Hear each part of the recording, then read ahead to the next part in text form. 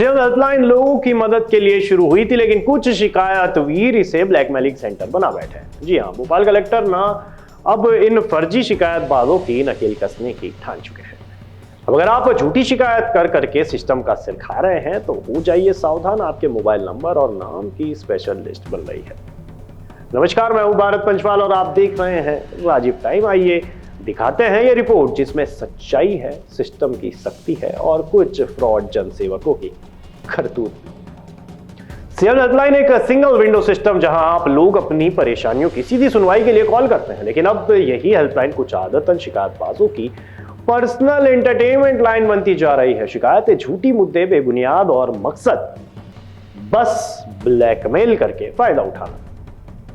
अब इस फर्जीवाड़े पर लगाम लगाने के लिए भोपाल कलेक्टर ने कमान संभाली है। सीएम हेल्पलाइन को बर्बाद कर रहे इन शिकायतबाजों की अब होगी पहचान और फिर होगी कार्रवाई। एक सख्त आदेश के जरिए प्रदेश के सभी कलेक्टरों से ऐसी शिकायत रत्नों की लिस्ट मांगी गई है। नाम, मोबाइल नंबर, शिकायतों की संख्या और हरकतें, सब कुछ रिकॉर्ड में आएगा। कुछ लोग मामूली बात को बड़ा मुद्दा बताकर अधिकारियों को बदनाम करते हैं, झूठे आरोप लगाते हैं, फिर शिकायत को वापस लेने के बदले डील करने की कोशिश करते हैं।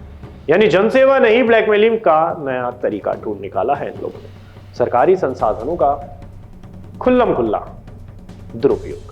शासन से प्राप्त हुआ एक फॉर्मेट प्राप्त हुआ है कि ऐसे जो आदतन शिकायत करते हैं, गलत शिकायतें करते हैं या ब्लैकमेलिंग टाइप की शिकायतों का पॉइंट रहते हैं, तो उन सभी लोगों की सूची तैयार करने के निर्देश प्राप्त हुए एक फॉर्मेट पे, वो हम लोग तैयार कर रहे हैं और शासन को उसके बारे में अवगत करेंगे।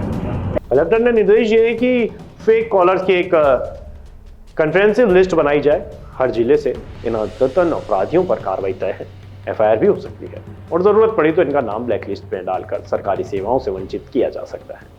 जनता की मदद के लिए बनी हेल्पलाइन को अगर आप अपना झूठ फैलाने का जरिया समझ रहे हैं तो अब सतर्क हो जाइए। अब सिर्फ शिकायत दर्ज नहीं होगी, आपकी हरकतों की फाइल भी तैयार होगी और फिर होगी आप पे सतत कार्रवाई, जो कि होगी ठोस, तगड़ी और बिल्कुल आपकी शिकायत जैसी। तो तय कर लीजिए, सिस्टम का साथ देना है या सिस्टम के निशाने पर आना है।